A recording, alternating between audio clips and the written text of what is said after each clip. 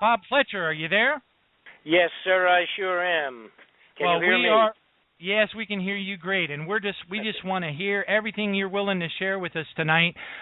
We have actually played audio bites from your recent visit to InfoWars with Alex Jones, and we had noticed, and I know that you did too, that Alex is very uncomfortable with the Planet X subject. Yes, he is. But then again, you know, the bottom line is, first off, it's very scary stuff, you know, and I would wish that I was wrong, but I don't believe I am. And, of course, the bottom line is simply, you know, when this planet would approach really close or fairly close, it doesn't have to get terribly close to our backyard, but once it passes by, everything hits the fan. But what happens with an awful lot of people, and it's all right because it's totally understandable. The bottom line, like with Alex. Now, Alex literally he introduced me most of the times when I was on his program. He would introduce me as the one guy that actually persuaded him to go full time into the radio talk show business. Period. Bob Fletcher. And then he used to follow that with a caveat and say that everything Bob has ever found out or discovered or exposed has turned out to be 100% right. And he would say, listen to Bob Fletcher, because he's never been wrong. And, of course, now I've been doing this pursuit of corrupted people in government for 30 years. All right, so that's why I go back to when Alex was still in school and listening and watching my exposés himself. Now, that was the way he introduced me. But the day that I talked about the incoming of Nibiru, he was freaked out. And the bottom line is this: he's scared. It's an internal thing. I'm not going to say that it's financial. I believe it's totally an internal, personal thing with him. And the concept, the things I was talking about, are very frightening. And some people, are just not going to buy into it until it's, a vivid, in your backyard, it's all over kind of a situation. And up to that point, there are many people, including Alex, that are just frightened off by this.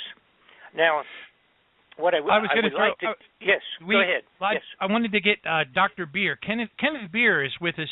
He's been doing the radio show here with us now since all the way back to 2011 when we started it, and he's really familiar with your work all the way back to WWCR and Shortwave Patriot Radio. And Kenneth worked with Bill Cooper in Kaji back in the 90s. Kenneth, say hello.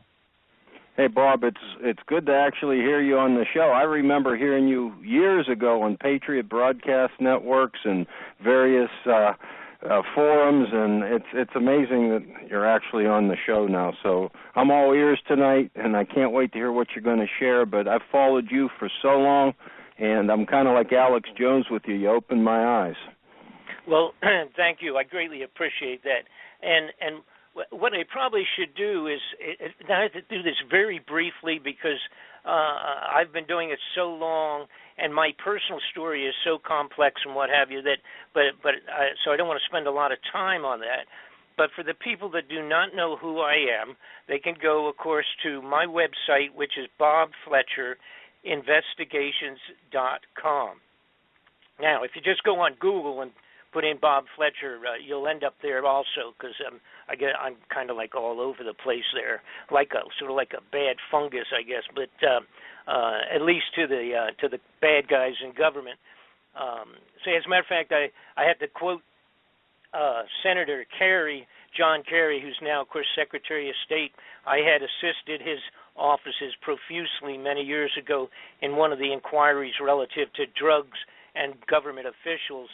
And I had just run for the United States Congress in 1990, and he asked me what if I, and matter of fact, I almost took that seat, but he asked me what would have happened if I had taken the seat and become up there in Congress, and I jokingly said, well, I would be the biggest pain in the butt that they ever had in Washington. And Senator Kerry's response there was that he said, I got news, you already are one of the biggest pains in the butts in Washington. And that was, of course, back in 1990. That's a long time ago. But it's one of the best things I ever heard out of a senator's mouth out of Washington, D.C., that I was already causing them more grief than they wanted to share. But for those folks who don't know me, I got involved totally non-intentionally. I had a company, was taken over. I merged. It's not taken over. It's not, well, yeah, maybe that is the right word. I merged my company with another company in Atlanta, Georgia, in 1985 or 86, that period of time, and it turned out to be run and operating by a covert Central Intelligence national security operative who supplies weapons for all of the small wars that you referred to just a few minutes ago around the world that have been taking place. This was a Central Intelligence operation. They took over my business to use it as a covert front. And then, and again, it's totally unknown to myself. There's no way of knowing that until you're already into it. Once I had signed papers and merged, and a few months into it, then I started meeting all of these military generals and officers and covert operatives and Lieutenant Colonel Bo Greitz at that time is a good friend of mine. At this point in time, at that time, I met him when he had just come back from doing covert operations looking for prisoners of war, and that was in 86, that period of time. And they were still, Bo was still bringing and getting prisoners of war out of the old Vietnam War. And these people, of course, who I'm talking about that supply the weapons for all these small wars, make multi-millions of dollars, and of course they also end up being involved with drug smuggling, Oliver North and all of that, Iran-Contra business. I was a witness in that, and then became, because of it, chasing those people, one, of course, leads to another. I became involved with at least 8 to 10 very serious top-level investigations at the congressional level. Now, I also have to add that absolutely none of them go anyplace. They are all complete garbage for the television for the most part, and to get senators and congressmen reelected because they show you all the wonderful things they were trying to do to clean up America, and in most cases it's all garbage. Now, put that aside. That's how I got involved with this stuff of chasing and following, going after criminal people, criminal personalities at the highest levels of our government, all the way up to the White House, and it's nonpartisan. They're crooks, liars, and thieves on both sides of the fence. Anybody that goes up there as an honest congressman, and I will use Sonny Bono as a perfect example, anybody that gets in there and goes and ends up getting into the Senate and the Congress, that basically at the very beginning they kind of pull you aside and have a little meeting with you, which basically means that if you come up here and cause a lot of grief, you'll not be back here again for a second term.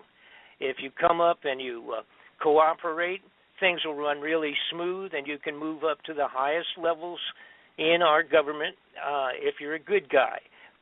From their point of view, a good guy is somebody that keeps their mouth shut regardless of what they see. And in Sonny's case, he was appalled when he got up into the den of thieves in Washington and realized how unbelievably criminal everybody was up there. And there's many, many wonderful stories, but we don't have time to get into those this evening. But nonetheless, Sonny, I bring him up because when he and I worked with Sonny, supplying him with information on and documentation, the best that you can possibly get, supplied him with reams and reams of information related to the Central Intelligence involvement and other agencies, embassies and everybody else, with the drug smuggling, murder, and assassinations. When I worked with him supplying material, it was probably over a year, and then got down to really sharpening pencils, and finally his office called me back and told me that as soon as Sonny got back from the Christmas holidays, the first thing on the calendar was the investigation at the Congressional Intelligence level with all of my material and some material supplied by other people. They wanted to make sure I was ready to come back into Washington. I was living in Los Angeles at the time. Was I ready to come back and make sure that I had all of my stuff with me and that I assist them in bringing in other witnesses, which included drug smugglers and everybody you can imagine, that was going to come forward to a brand new congressional investigation. And for one of the first times in the history of congressional inquiries, Sonny's offices informed me that they had subpoena powers. So they were going to be able to force people to come in and force them to either answer questions, or they actually could put them in jail until they decided to cooperate. That never happens normally in any of these inquiries. You know, these guys can go in and sit down, and then they say, oh, I don't remember, or I can't come in right now, I'm doing something else, or this or that, whatever, and they sidestep the serious questions. That wasn't going to happen on this inquiry, and I loved it. I was overwhelmed with joy, and I thought, oh, my God, this is going to be one of the first times we're going to be able to nail people right to the wall with unbelievable criminal activities coming right out of the White House and going up that far. And 10 days later, Sonny Bono was murdered on the top of the ski slopes in Nevada. Of course, they told everybody can remember, they had this traumatic announcement that Sonny had crashed into a tree and died from running into a tree with his skis on. And of course, nobody knew, because this has been kept very much undercover, the putting together this investigation. You know, nobody knew that at all.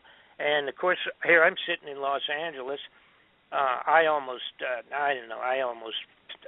could have fallen off of my sofa, I guess, when I saw the news. When I called back into his offices, like a day or two afterwards, they wouldn't take my calls. And I thought, now this is the fellow in the gentleman that ran the office basically for Sonny was a guy I had been close with. You know, we had lunch when I was in Washington and what have you.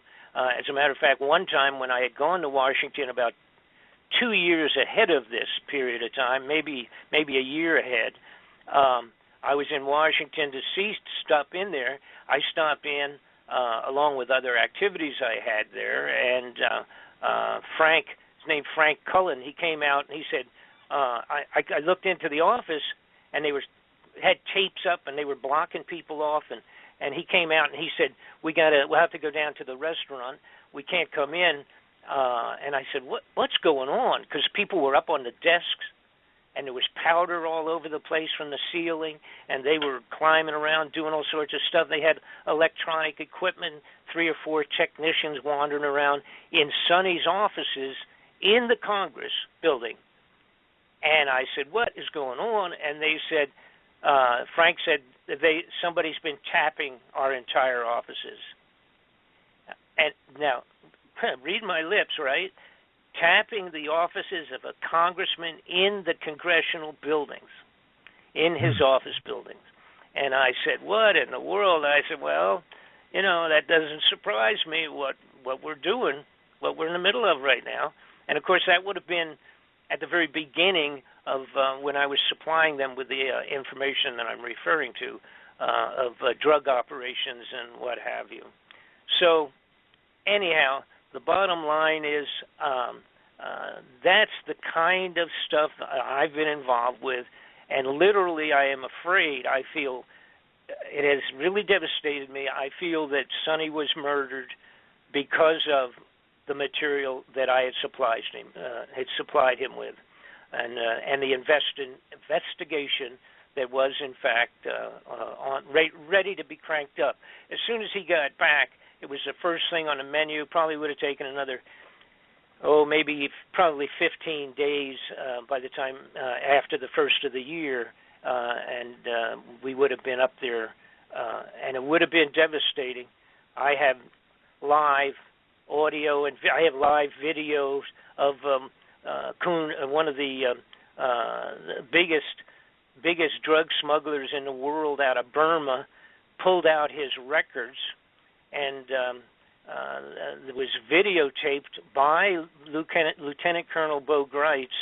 He actually videotaped it when Kuhn saw, this is a drug smuggler in Burma that was the primary supplier of opiates into the free world for many years.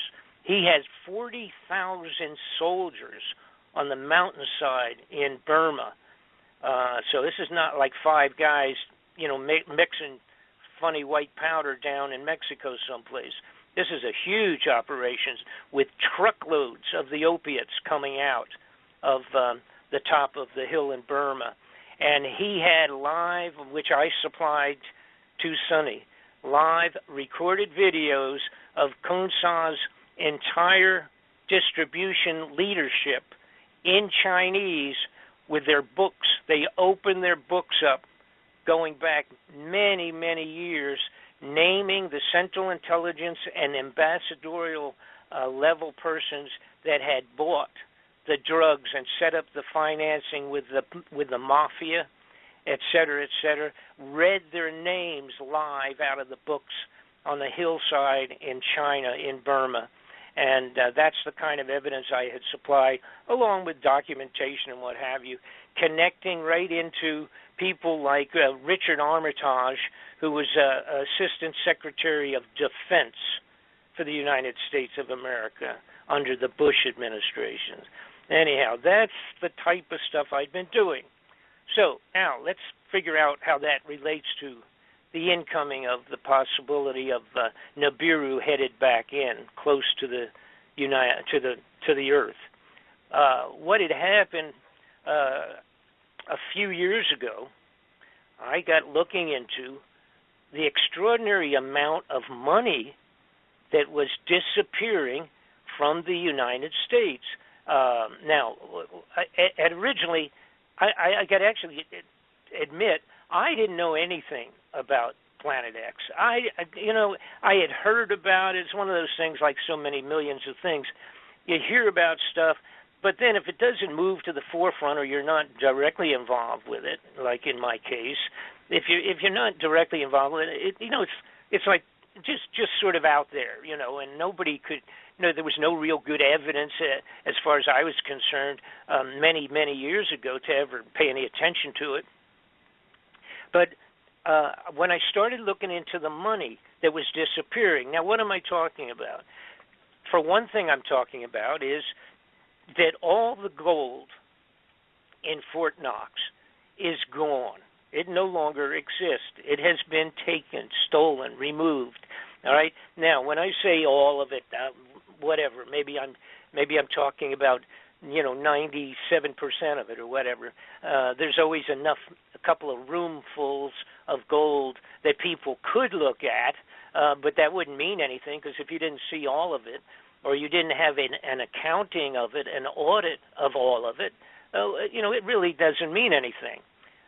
We have the big building in Fort Knox that's supposedly filled with it. And then, of course, we have it in New York City and a couple of major banks. They have some of it put away and, behind bars, if you will. And you could go there and probably still see some. They still have it in a few other locations. But for the most part, when you're talking tons tons of gold in gold bullion, tons and tons of it like there was at one point in time, that's not there anymore. That's just gone. We have about in 2010 or 11, whenever it was, after the financial banking crash around the world, the global pinch, all right, that affected everybody, 2008, 9, 10, that period of time, the banks or those banking entities from Germany and a few other places, they came forward over here to the Federal Reserve and they said, we need a couple of tons of our gold. They have, all those nations around the world have deposited their gold, but huge amounts of their gold, at the Fort Knox vaults as a security situation, because some of the nations have always been a little shaky since World War II, and they worried basically about random overthrow of the governments or whatever, that type of insurgencies and what all. So they had put tons and tons. I believe the amount that Germany had in there was 1,500 tons of gold, just themselves. Well, anyhow, they came forward and asked for it, and the Federal Reserve said, oh, no, you can't get it right now. Uh-oh, what's wrong with that picture? If you got a couple $1,000s of mine, I would be upset. But if you had a couple 1,000 tons of gold of mine, I would really be upset. It's kind of figures that the average guy can't even perceive. So following that, there were several other nations that came forward. They asked for their gold, and they were told the same thing. And interestingly, they were told to kind of get back in 2020, in the year 2020, they could probably get a good audit or some of their gold. That was kind of what the original answer was. And then, of course, we had Ron Paul came forward in Washington, and he has for several years said he wants an audit. We require an audit. The United States wants to know if the gold is there, because he agrees with me, and that is that it's gone. And, of course, they told him the same thing. Basically, they just said, go away. You have no right to even require or request at the senatorial, congressional level that you do not have the right, because that's the way it's set up in terms of the Federal Reserve creation and regulations. Nobody outside of their own group of bankers have the ability to audit or even request an audit. And, of course, that doesn't happen. That's kind of like having Al Capone keep track of the mobsters for you or something like that. So that doesn't happen. Right. All right. So now we have that kind of like really bothers me, and I'm listening to that and watching that and all, and I thought, what's wrong with that picture? And then Donald Rumsfeld, the guy that was in charge of the Department of Defense at that time, came forward on the floor of the Congress.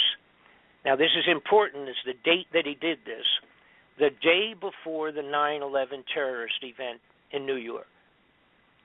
Rumsfeld came forward on the floor of the Congress and said that he had lost, the Department of Defense had lost $2.3 trillion. He said it went back a few years, but apparently they just can't locate it. They don't know where it went. $2.3 trillion over about 10 years. Then, of course, we had the next day was the event that occupied the news for the next 7-8 months, for crying out loud, and that was the outrageous event in New York City. End of story. You never heard again. You never heard a word about Rumsfeld and the Department of Defense missing and losing their money. And by the way, that amount of money equals $8,000 for every man, woman, and child in the United States of America. That's how much that is. Wow. Okay, so let's move forward. What else bothered me? The woman who is in charge of keeping track of the Federal Reserve distribution of funds from the Federal Reserve into international banking, she came out and somebody asked her on the floor of the Congress in an inquiry that they had understood that somehow there was $9 trillion off of the books progressively over the last few years of the banking Federal Reserve being lent out to people, bank systems in Europe, but that they understood it was quote-unquote off the books, and it was not really definable as to where it had gone. And she had not acknowledged that that was a fact. So there's $9 trillion. Now, we're not even talking billions. We're talking trillion here. And again, it was progressive over a period of time, but basically she said that she would look into it. But, yeah, she understood there was sort of a, again, they just were not positive where it had gone to. So anyhow, done deal. There goes $9 trillion. By the way, that works out to about $30,000 for every man, woman, and child in the United States of America. So we're almost getting serious money here. So anyhow, when I put all this together, and then there was many, many other outrageous situations with huge, gigantic amounts of money just vanishing progressively over 10, 15, 20 years. So now you got to realize, see, there's no way to money launder $1 trillion. Not you can't, $1 trillion. And we're talking 2.3 vanished from the Defense Department.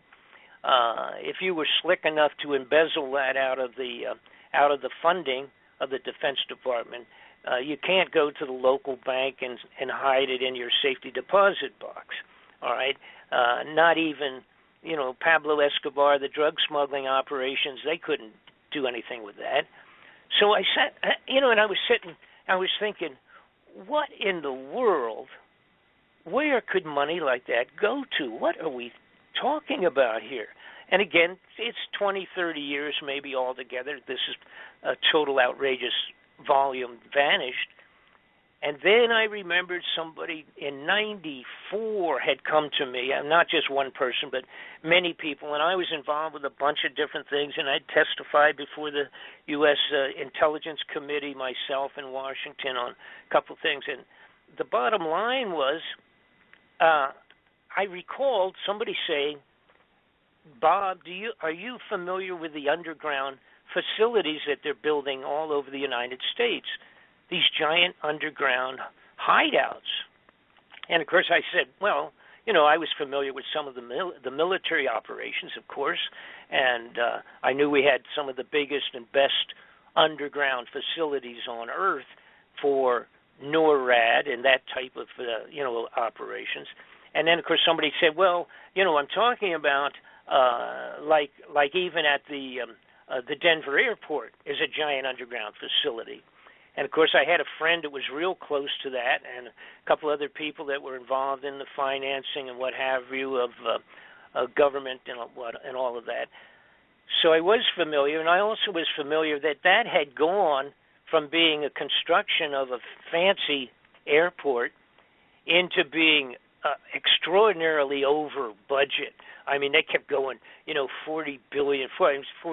40 million here, 60 million there, 20 million here. I mean, it just kept going right through the ceiling in terms of cost factor. And after they finished it in 95 and opened it up for use, I had gone with a friend of mine, and we snuck down underground into some of the facilities below, and they were huge. They were gigantic. We had tunnels and tunnels and all kinds of offices and what have, just all kinds of things underneath there. Had nothing to do with the airplanes coming in and out, and entire 7-floor buildings that were buried underground there and what have you. And today, now that was in 95, and I actually photographed and got some film, whatever, that actually somebody ended up stealing, but it doesn't make any difference because now we have a lot more. I have live footage underneath these facilities as we speak. But the point was that was a heads up for me. And then I had remember talking to some truck drivers, said they had gone from one facility to another facility, probably 800 miles away, driving in his 18-wheeler, 40-foot truck, making deliveries between different points underground. And by the way, we're talking about facilities so large that 2 lanes cross each other for 18-wheelers underground, and mag-levitated trains going as fast as the speed of sound underground from one location to another. So the next point in my process of looking into this stuff was also the realization that somebody had come to me. Here's what had happened. So I explain this. Once I got involved with all of this stuff and had been doing it for 30 years, I had so many people coming, and they would say, hey, I work for the CIA, or I work for this, or I work for that. And I mean, I would meet them in some cases face to face. Several of them became friends, and they would just say, look, I can't come out. I'll get blown away. But let me just give you this, and I would get a packet of information, or I get some photographs, or I would get this, or I get that, or whatever. And that happened over and over again because so many of the bad guys were the same bad guys, interfaced with people 10, 20 years ago, and now they're mixed with a different group, maybe 3 or 4 other guys, and they're carrying out more covert operations around the world, doing A, B, and C. So that was what had happened to me, see. So it ended up where I was like a sounding board, and I used to, again, when different investigations came up, congressmen, senatorial offices, et cetera, would call me, and they would say, hey, we're looking into this. Do you have anything with this guy and that guy or that bank or this? And I would say either no, I don't, or I would say, oh, yeah, wait a minute. He was involved with A, B, and C over there 5 years ago. So that was what had happened. That was what had created my original lifestyle, if you will, and keeping me in this junk. So now let's get back to all the crazy stuff going on underground. I had somebody came to me and said, these underground facilities, they're all over the United States, but to add to it, they're doing it all over the world, in the major nations of the world are doing a similar thing, building these underground hideouts. And they said, well, let me show you this in Russia. Let me show you what they're doing in China. Let me show you this. So then I started thinking, what in the world's going on? All of a sudden, these criminals have been stealing millions for their own pockets. Now they shifted gears, and they're stealing billions and billions, adding up to trillions, and they're building underground hideouts. And then I looked into it, and I found out that they were filling them with survival foods by the tons and tons and tons of underground facilities being filled with tons and tons of survival dried foods and goods and material. Then I found out they had some facilities where they were growing, had set up underground growing operations so that they could grow actually foodstuffs in certain of these underground facilities. Then I found out about a thing called the International Seed Vault. Now that's not terribly secret, but basically it's up in Norway, and it goes into the side of a granite frozen mountain in Norway, kind of on an island, if you will, highly secured, totally secret entrances only with military guards, etc. But they have seeds to regenerate all living foodstuffs on the face of the earth if, in fact, all of those things were eliminated. If all of a sudden everything was wiped out and we had to replant, we have multi-millions of seeds in the Norway International Seed Vault. Oh, wow, that's pretty strange. All right, so now I'm adding all this stuff up, And then someone comes to me. Oh, and by the way, the Russians in 2010, they put out a mandate for themselves internally to build and create 5,000 underground emergency shelters. That was in 2010. Their mandate was to accomplish that by 2013. That was a targeted date. They did complete them for the most part. Most of them are small. They're not what I'm talking. They're not 8,000 or 10,000 people to get underground. They're smaller facilities. But one of them can handle over 60,000 people underground in Russia. All right? So, and then, like I said, we have these, and then China. China's been doing the same thing.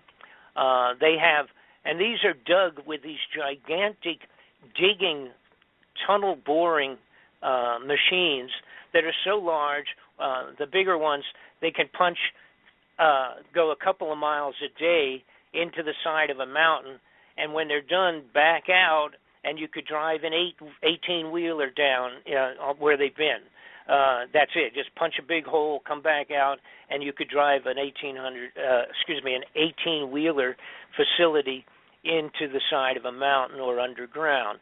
So that's how they're built in terms of the basic drilling of these things.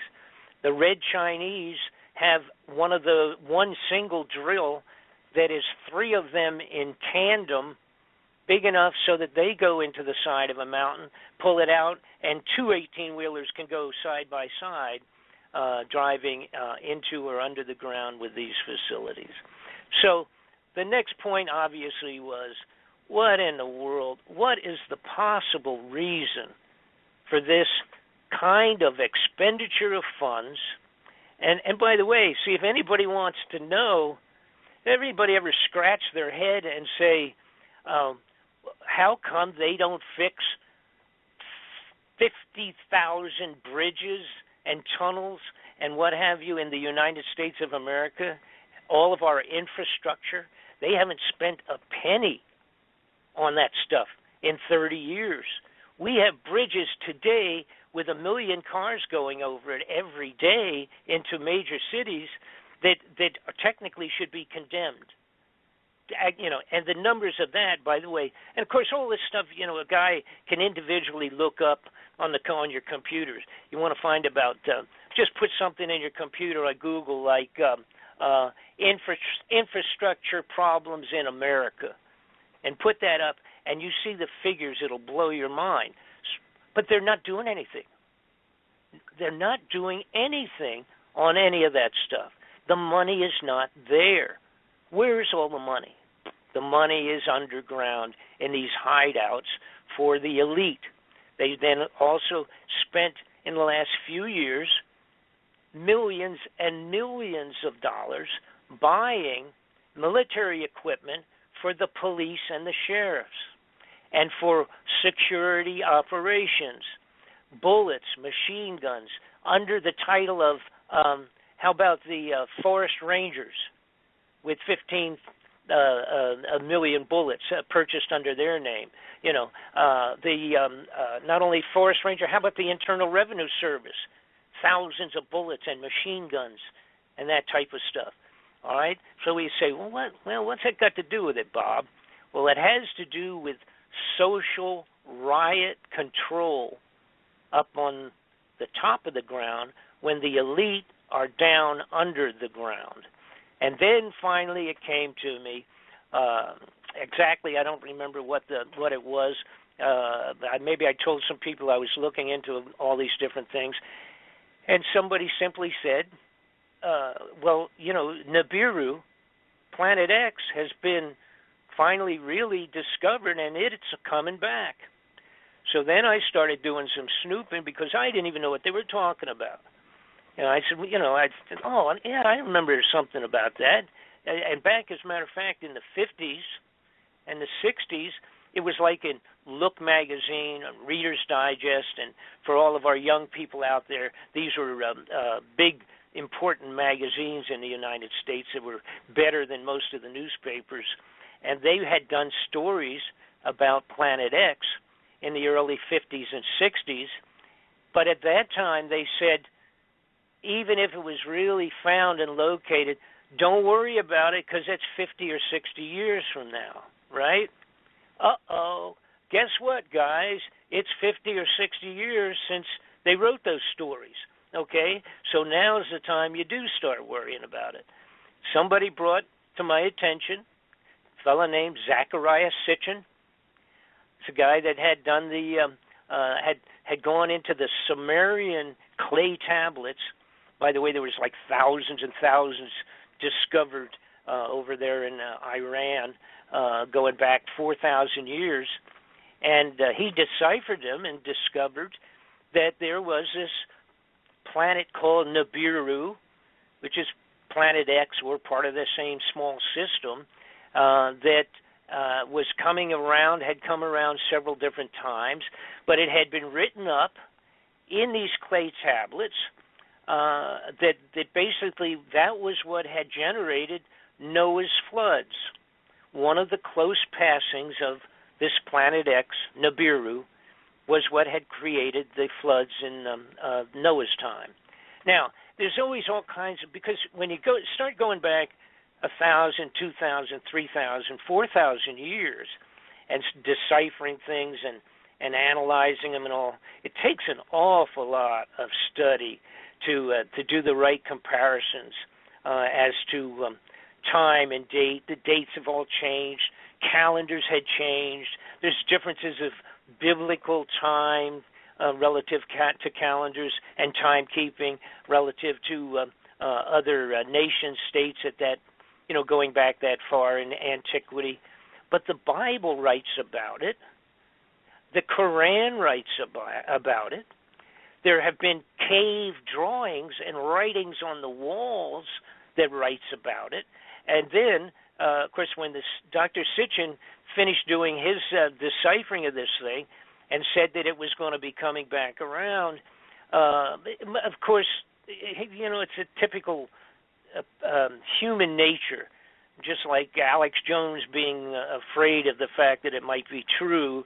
It's human nature in science that if you don't have a good video of this thing, nobody believes you. It takes an awful lot to get science to change their opinions or change their precepts of things, events, astronomy, whatever it is.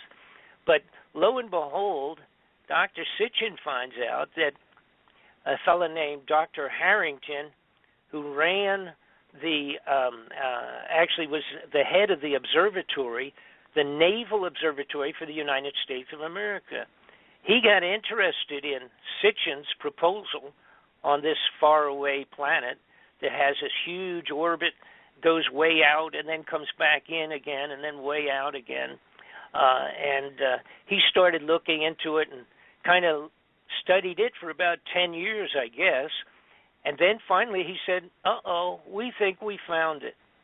Now, this is the Naval Astronomy, the actual planetarium observatory, if you will, for the United States Navy. And this guy ran it, okay? He called Sitchin in to his offices and sat down with him. And I'm not sure off the top of my head. I have 10 million things in my feeble little mind here, but I don't have the exact date. It's not important. I think it was 1990. And so Sitchin sits down with Harrington. Harrington says, I agree with you. I think that you're absolutely right. And as soon as he said that, in a short period of time, he became ill and he died of cancer in about within a couple of years before he was able to complete his official report. Now, people, of course, could throw stones at that since the final report was never accomplished, but we have the actual videotape of the meeting between Sitchin and Harrington when Dr. Harrington admitted he was right and they had found it. So some point in time, and by the way, I have to say this also, I just throw this in. And I'm going to use the word credible because it's hard to know if they are or not, but every one of the people that would be called prophets that are any good. All right, the really best quote unquote prophets going back 1,000 years or 500 years or 7 or 4 or 6, all of them talk specifically about Nibiru, the planet X coming back around, causing all of these different problems, et cetera, et cetera. And it included Mother Shipton from England 400 years ago that predicted scuba diving, submarines, automobiles, tanks, harvesting equipment, generators, computer systems, all of that. And she also made a big deal about Planet X Nibiru coming back by and causing unbelievable havoc on the face of the globe. Nostradamus does the same thing. And my point, I guess, here is when you have all of the religions, all the religious writings, even the monks on the top of the mountains in Tibet have the same stories, the same information related to the return of Nibiru. All right, now, and there's also junk related. I'm not going to get into it too much. Information, junk's not a good term. Information related to this also in the crop circles like crazy. All kinds of very specific points of the Nibiru return. So finally, it made sense where all the money went. By the way, we now have 103 underground facilities. I have finished the DVD. It's a double disc DVD. It's very tedious because I was obligated, I thought, to give all of the interfacing connections of in other words, connecting all of the dots from square one moving forward. It's a 4-hour DV, 2 DVs of 2 hours each. It covers everything, the political part of it, the foreign part, the secrecies, how they've been doing it, how they've been going about it, etc. But the bottom line is this, and some people will remember, 1983, Ronald Reagan did a speech on the floor of the United Nations, and he said, I wonder how we will all react between each other. And he was talking to the Russians and the Chinese, and at that time, he said, when we discovered some extraterrestrial threat, how well would we cooperate among each other once we found that there was an extraterrestrial threat headed towards Earth, and in fact, we all had to join together? Well, that's exactly the period of time, from my information, that Ronald Reagan was presented with the fact that Nibiru was headed back in and gave him a fairly close estimate, estimate is probably the best term, of when it might in fact be going to arrive. So now I'm going to shut up briefly anyhow. If you have any questions or anything like that, jump on right now. We've also had, by the way, an awful lot of important people at high levels of international government that had died since this, that may very likely have been privy to the information of this planet headed back in, and that the upper crust bad guys were maybe worried that they wouldn't keep their mouths shut, so they eliminated them. And, of course, that includes 2 or 3 of the heads of the CIA that had been retired. They were all killed. They set them up and make look like they were physical problems, or that they had, in Bill Colby's situation, they told us that he had fallen out of his canoe. And I did a major investigation into his death. He was murdered, no question about it. Who knows why Princess Kelly, or why what am I trying to say? I'm having the princess that was so popular that died in the car. Diana? I'm sorry, Diana. Princess Diana. She may possibly have been one that fit into the category of knowing what was coming and people being worried that she would shoot her mouth off. So you have to understand something. A lot of people and a lot of people ask, when are they going to tell us? When are they going to make an official announcement to the people that this thing is coming in? All right? That can never happen, and it will never happen. There will not be an official presentation that, oh, by the way, we'll call it my fellow countryman's speech from the president. That's not going to happen. Now, if it does happen, let me rephrase it. It may possibly happen, but when it does, the United States will already have to be under martial law. The entire country has to be under martial law before they make that presentation. And, of course, when they do make it, all those people that have their tickets to go underground are already going to be there, and the speech will be put out on a pre-recorded format to the rest of the world. They're going to be gone, and they don't want any interruption on their way down into the tunnels, all right? So the bottom line is, my opinion is, they probably will never make that announcement official. But before it becomes visible in the sky, where people start saying, and thousands of just average folks, but also, of course, the amateur astronomers, before any of them get to where they can actually say, uh-oh, there's a new star. And then a week later, it's going to be a little bit bigger, and then it's going to be a little bit bigger. And before that happens, and it starts becoming the talk of the Earth, we will be in martial law. That's where the equipment, the military equipment's been supplied going back to the 90s to the sheriffs and the police departments all around the world, all around the United States, and including things like grenade launchers, bazookas, personnel carriers.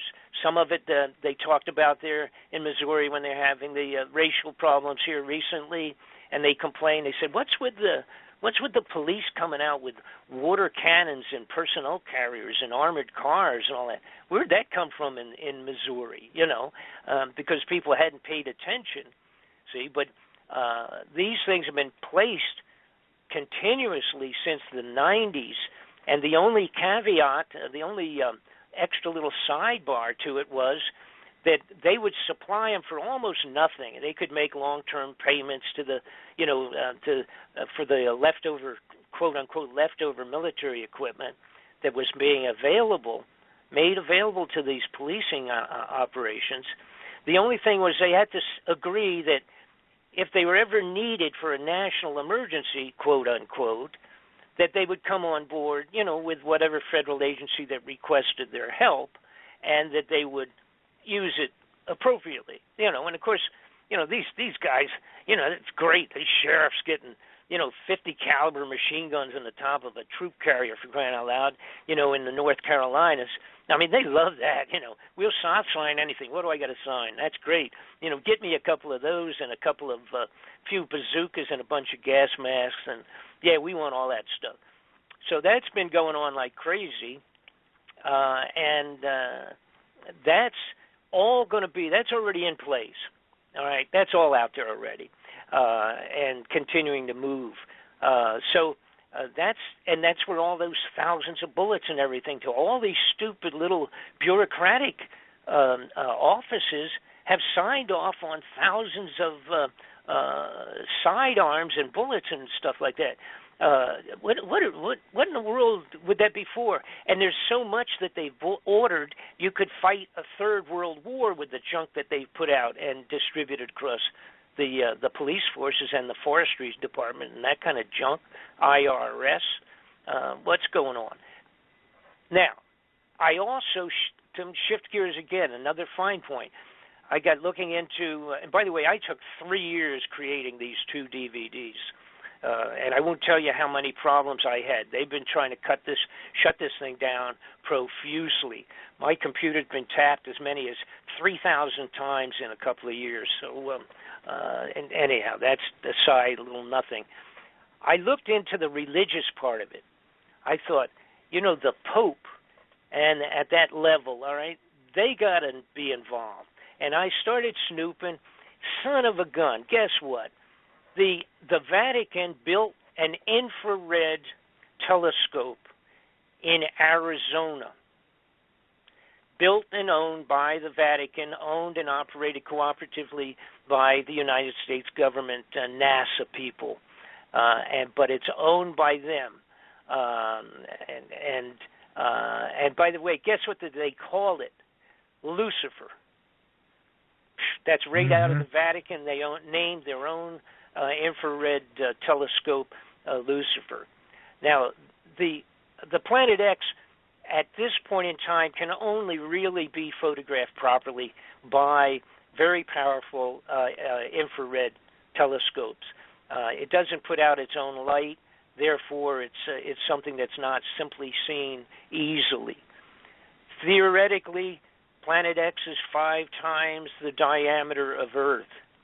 It carries along with it 4 or 5 moons of its own, somewhat like a separate little solar system, with the bigger planet being what would represent the sun, and then the moons around it.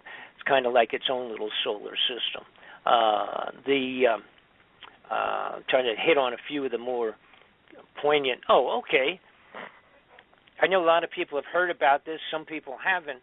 But why would, if we didn't have something like this happening, why would the Centers for Disease Control order up and purchase over 500,000 coffins designed exclusively, even including in the patents itself, designed exclusively to accommodate possibly 2 or 3 adults and designed specifically to be cremated? These are bought, ordered up, purchased, and delivered over 2 years ago to the Center for Disease Control. Something's wrong with that picture, folks. You got to worry about that. The other thing that people ask me, again, maybe possibly being a little bit repetitious, but a lot of people ask, why can't we just go out in the backyard and see it? Well, first off, it's way far off in terms of distance still. It is already affecting everything. The crazy weather that we have on the globe in the last 2 years, it can be, I think, my opinion, along with people that are on the scientific side of it. I didn't come to this as a scientist, as an astronomer. I have to depend on people that have been doing it for years. Some of this I discovered myself once I learned what was happening. For example, all of the planets have been changing, going from Pluto inward. All of the planets have been heating up. Their surface chemistries have been altering. There's having storms on the face of some planets. They've never seen that ever before. That's right. Some of the planets are wiggling, jumping around a little bit in their orbits. They're not quite sure what's going on with that. All right? Now, Planet X comes back from a distance out beyond the Oort Cloud. And for people that are not familiar with that, and that would include myself 3 years ago, the Oort Cloud is like a gigantic circle of space debris in tremendous volume. I'm talking trillions and trillions of pieces, I guess, of space debris that constitutes what they call a cloud, named after the guy that discovered it, named Oort, a German or a Yugoslavian or something like that. Anyhow, it comes in from way out there. That Oort cloud, so that you get a handle on this, that Oort cloud surrounds the entire solar system that we are existing in. All right, so that's how big it is and how far out it is. All right, the Planet X is said to be returning from way out past that, coming back in, and when it travels, it's like a bowl. I refer it to like the bowling ball effect. It's like a bowling ball coming down the alley into the 10 pins at the end of the alley, and as it goes into all of that debris and everything else on it, making its way on inward, it's affecting by gravitational effects and physical collision, etc. It's banging junk all over in every possible direction into the universe. We have had an increase in meteors and meteorites just in the last 3-4 years. I mean, and unless you're completely out of it, you can just watch the regular NBC, CBS News, and you can see every once in a while they say, "Oh, there was another meteor was seen," and they'll show this ball of fire coming down over California, and then they'll say, "Oh, a week or two later, there's another one someplace else, and someplace else, and someplace." It's global. They're all over. They're coming in like crazy because they've been cultivated and smacked and dislodged from where their normal little homeland would be, floating around in space, because of this Nibiru coming back in with this whole little solar system of its own, heading back. The idea is now there are, in fact, and I have to kind of give credit and point out and make a real important point here. There are a couple of different points of view whether Nibiru will come back in on our plane. We are on what's called the plane of the ecliptic, which is somewhat all of the planets reasonably on a flat plane. If you put your arm out away from your body, if you put your arm out flat, straight out, the plane of ecliptic that we are rotating on in our orbit and all of the other planets on their orbits is all pretty much reasonably on that flat plane. Now, if you go down, move your hand downward about 12 or 8 inches, that would represent approximately a 30-degree slant off from a straight arm, a straight point where your arm would be out straight. That would be about a 30-degree off of the ecliptic. Now, the half of the people think that it will be coming in pretty close to flat plane.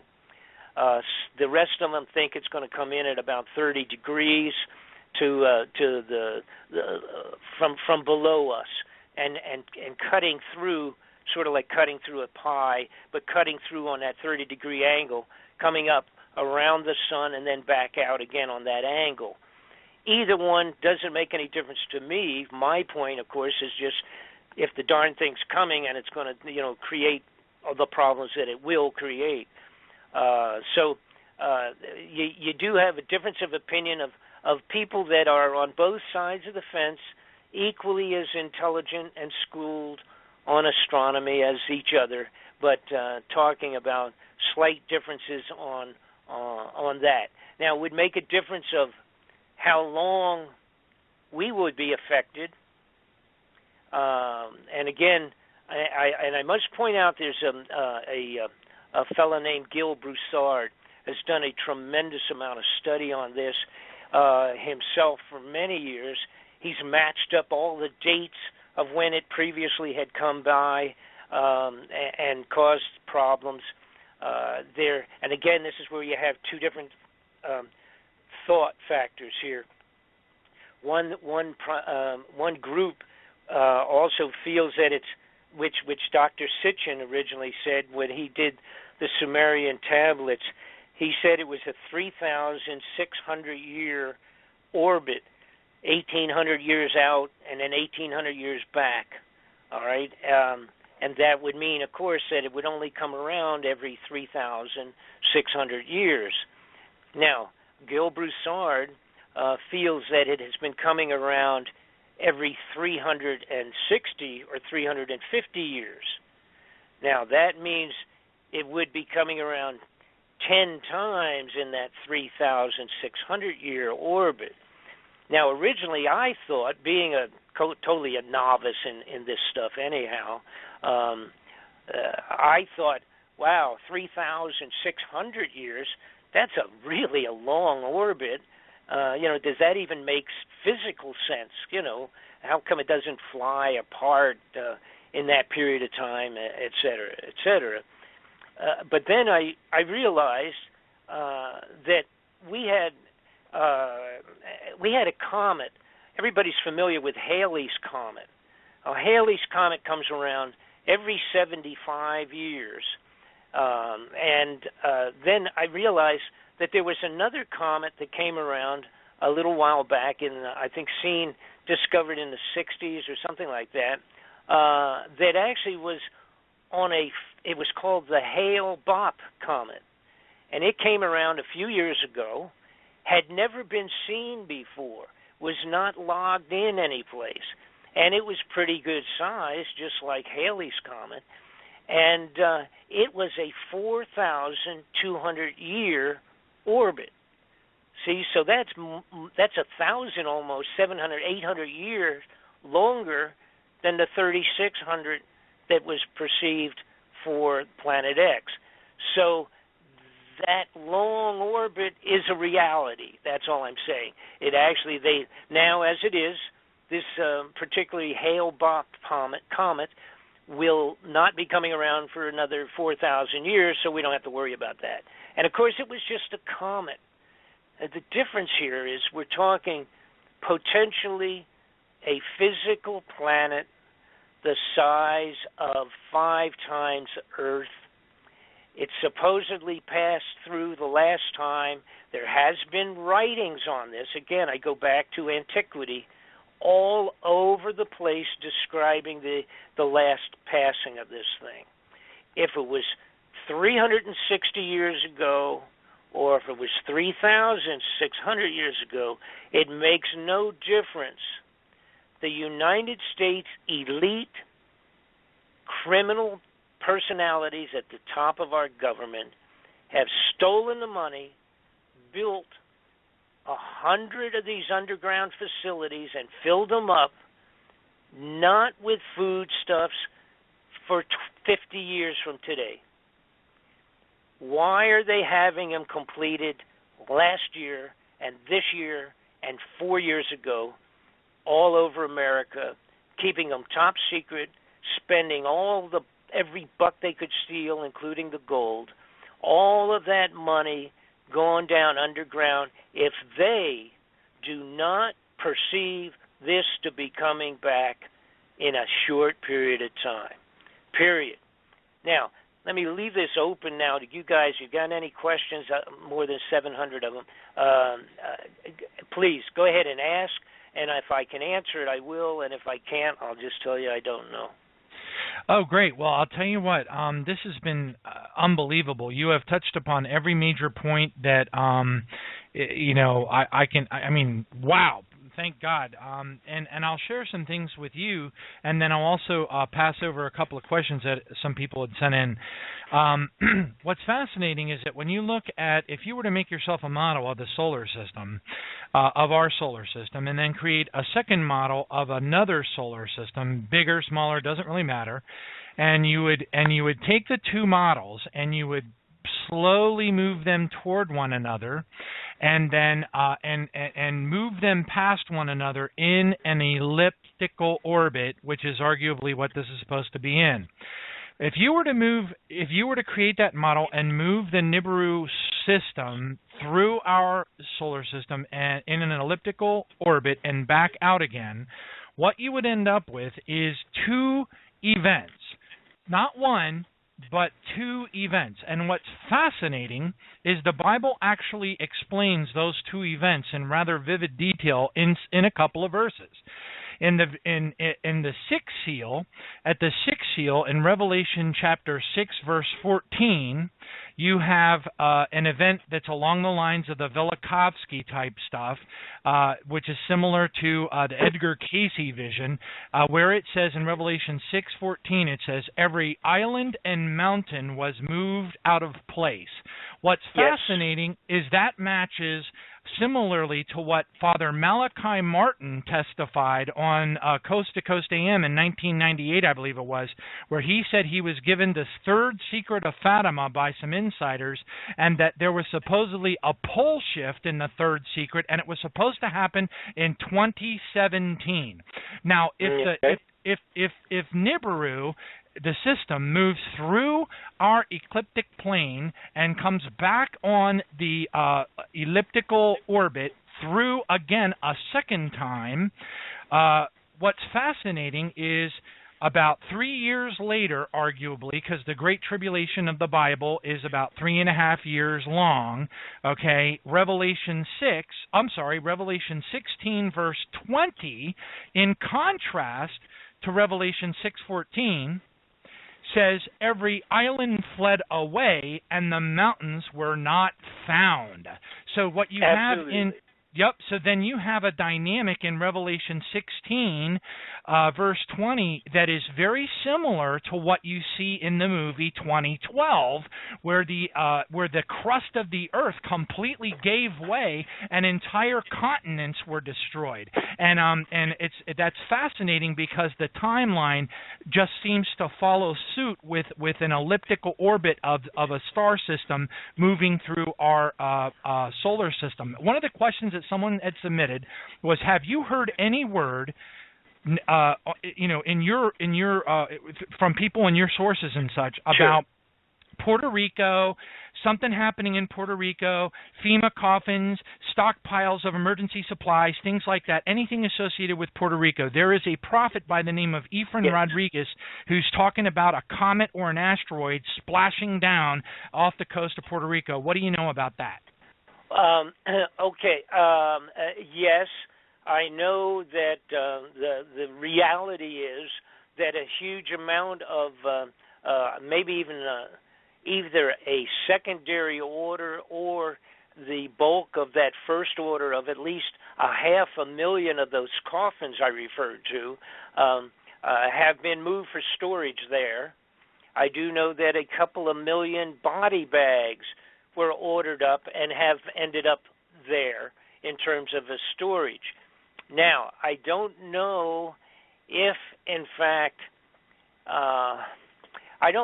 off, I don't believe there's any way anybody at this point in time could say XYZ is going to hit into the waters close there or something of that sort. I don't know. Personally, my gut feeling overall is that that probably would be a lousy place, but for some reason, temporarily, yes, that's a truism. That stuff is down there, or at least some of it, and in big numbers. That's all I can say as far as that's concerned. I'm not positive about if anybody would have the ability to get close enough to say. And besides, here's the other point. If we saw a tsunami in a couple of years ago, and we witnessed that, and it was unbelievable. And that was from an earthquake way far out in the ocean.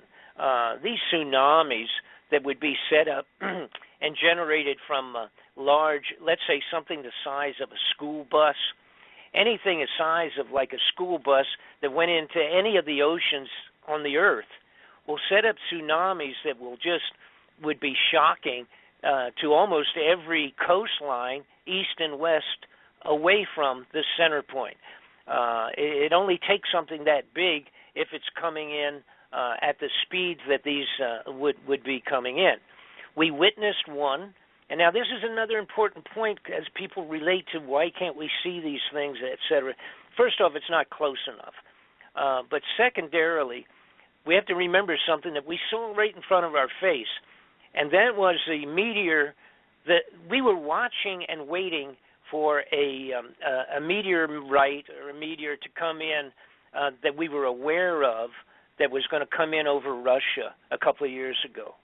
And then on the same day, a secondary, which apparently had no connection to the first one, a secondary one came in and blew up really violently and blew like 2,000 windows out in Russia and injured a whole bunch of people, et cetera. It was like a big bomb going off in the atmosphere. It actually did burn up and explode.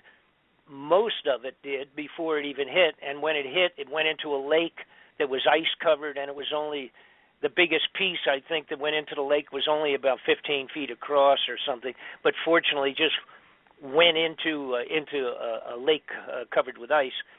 But everybody right away said, where did that come from? Nobody on the face of the earth saw that thing coming in. No one.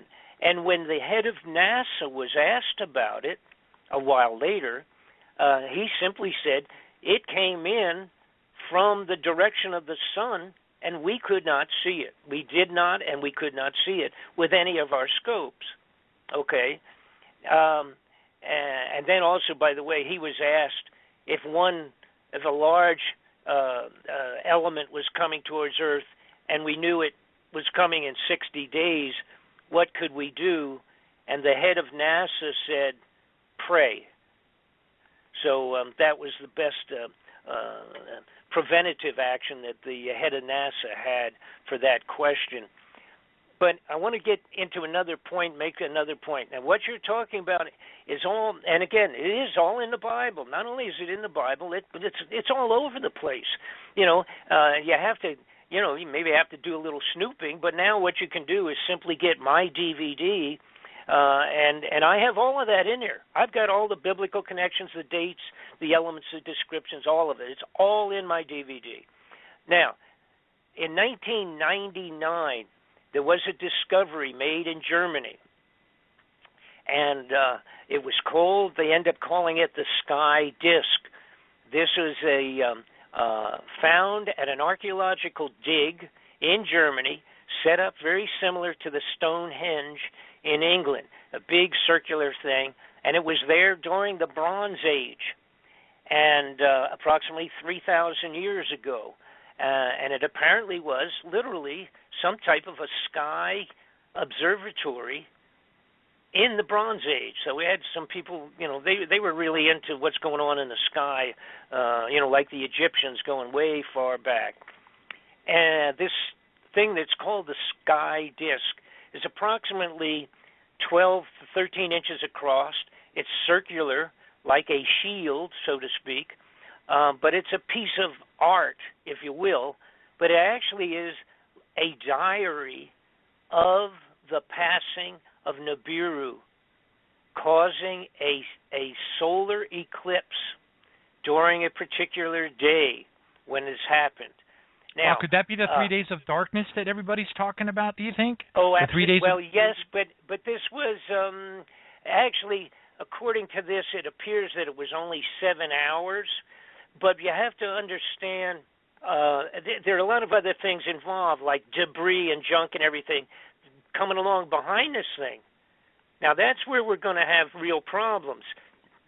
The reason I'm asking, because Sure. I'd love to hear your thoughts on this, because there are prophecies. There's a Padre Pio prophecy from 1950, 1951, which includes 3 days of darkness that are supposed to be coming upon the earth. And then, of course, you have the reference in Revelation 6, verse 12, where it says the sun turns black as sackcloth of hair. Well, it doesn't give the duration, but certainly if the sun turns black, yes. It's going to be pretty darn dark.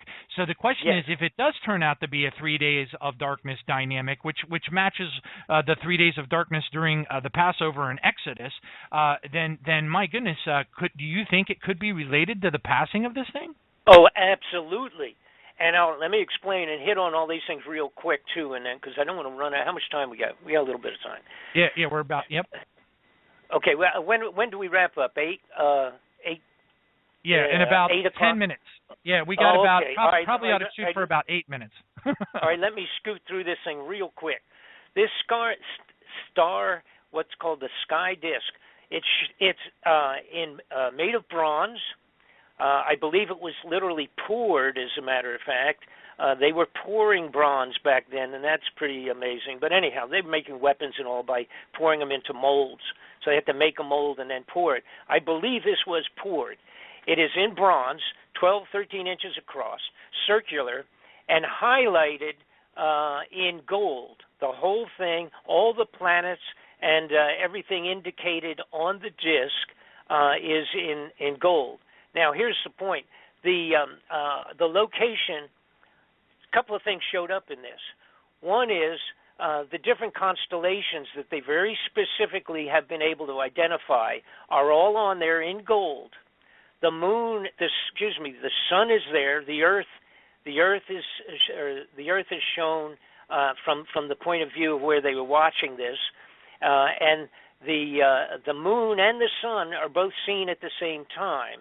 All right, and so it indicates with the location of the constellations, etc. With new computerization programs, they have put in the locations and they have come up with a date. This thing was made 3,600 years ago. Wow. And it indicates, yes, and it indicates a solar eclipse by a large body, obviously not by the moon because the moon can be seen. Additionally, let's see, well, that's the most important point, I guess. Now, how this would have been done, obviously, was this astronomer, I've got to call him an astronomer, these people that built this huge observatory in the ground there to mark off the movements of the sky, they were blown away by this event. What it also shows, and this is important because this was, a matter of fact, Gil Bouchard came up with most of this, and it's brilliant study, unbelievable in-depth study relating the biblical statements to all of these events. But it shows that what took place when this came by, it shifted the Earth 26 degrees. They can literally, with the new computerization, they feed the information that's shown on this down to not only the year, but the day, and it was 8:30 in the morning when this took place. That's how accurate the computerization is of the description given on the disk. So they actually have a date and a time, etc. Now, that 26 shifting of the entire axis because of this passing of Nibiru, now that refers to what you're talking about, the movement of mountains and all the rest of that. Now, you get into another thing where you talk about, and by the way, it was about a 7-hour eclipse, if I recall right. Again, this is off the top of my head here, and I have it all exact in my DVD, but I think that's what it was, which, of course, is a long time. Holy mackerel! You know, if you're talking in the middle of the day, you lose several hours of it, not just 15. A couple of few minutes, so to speak. Anyhow, it was several hours as opposed to a few minutes of a solar eclipse because of this being this giant planet going by. Now, here's what's going to happen. If everything happens as it's being perceived, taking historic writings, biblical accounts, all the rest of that, and mixing it with scientific reality and the size and all the rest of those calculations. This guy is going to come in. Now, when it comes in to go around the sun, and again, dragging with it a couple of moons, about 4 or 5 moons, it's also going to have a tail behind it of meteoric junk. All right, just space junk dragging along behind it. That's when we're going to go through. It will take the Earth approximately 1 hour to travel through the width of the tail of that. After it's gone behind the sun, our orbit will drag us through it in a worst-case situation, through the tail. It will take an hour to pass through it. During that hour, we will be going through a hailstorm of meteors. Burning hail, which is described in the Bible. Okay? That's what killed all these soldiers and all sorts of things, etc., described very specifically in the Bible. Oh, absolutely. Revelation 6:13 says, "And the stars from the heaven fell to the earth as a fig tree drops its late figs when it's shaken by a mighty wind." We're down to the 5-minute mark. I'd love to have you tell people where they can go to get your DVD set in a little bit more detail. I'm looking at your website right now, and I don't see the link for it. It says Home About Media Videos. Where can people go to get this DVD set? If you go to and you have at least there, if you're are you just on Google? Here's the point. Just go on BobFletcherInvestigations.com. It's BobFletcherInvestigations.com, or the Bob Fletcher Investigations, one long word, .com. You will get to my website. On the website, there's description. There's some pictures of underground facilities, a few things in there. But the title of the the double DVD disc set is Incoming. That's the title of it. You can get it easily. I've got a section in there called, I guess it's under store. I don't get involved with that too much, but I guess it's under store or where to purchase or whatever. You can find it on there. You can't miss it. And by the way, I have to tell you something. I've done a couple of radio programs that are fairly large in their following, and the reaction has been mind-boggling. People are really understanding the seriousness of this. Now, I want to get in real quick. I do give you an estimate of all of these professionals of when we might see this. And it's interesting because you talk about Passover and the relationship to the biblical statements on this crazy thing. The estimate is that possibly by next December, the star will be seen first up in the sky, that the Planet X will be seen as a star. The earliest time has been calculated to be next December, and for it to pass by March and April. Wow. Of the very 90 days later, the Passover. That would be the very earliest. The very latest would be any one of the other following 2 or 3 years. In other words, it'll be seen in December, and then within 90 days it'll pass by. That's when the problem hits the fan. It will constitute blocking the sun not only itself, but by all the debris and junk, plus the volcanic activity. As we speak today, the volcanic activity on the Earth is amazing. A couple of weeks ago, it was 37 of them at one time was going off. Nobody's talking much about that, but it's in reality. You can look up the activity and what have you. It will cause volcanoes. It will cause tsunamis that will be mind-boggling. The gravitational effect. We have to remember, and I get into this also in the DVD, you have to remember that the moon pulls our waters in and out all the time with the tides. Okay? This thing is 5 times the size of Earth. The gravitational effect would be mind-boggling to all of the oceans and the coastlines. So it's a multitude of problems. And the 2012, the title 2012 motion picture that you saw that was created in 2010, I am afraid is very, very close to what we're talking about with Nibiru. Amen. Praise God. And we are down to the 160-second mark. Thank you so much, Bob. God bless you. Let's just go ahead. Father God, in the name of Jesus, we just pray that this word will be spread, that people will be doers of the word, not just hearers of the word, deceiving themselves. James 1:22, that you will send this information out to people so that they can be made aware of what is coming upon this earth and get themselves right with the King of Kings and the Lord of Lords, Jesus Christ. Father, we just want to lift up Brother Bob Fletcher. We pray for his health. We lift him up, Father. Make him feel better. We pray for your divine healing power to come down upon him so that he can continue to live and spread the word and wake people up to the time that we are on. This is an exciting time to be alive, and we give you all the glory. Thank you, Jesus, and thank you, Brother Bob, for joining us tonight. Thank you so much. God bless you. Thank you. God bless.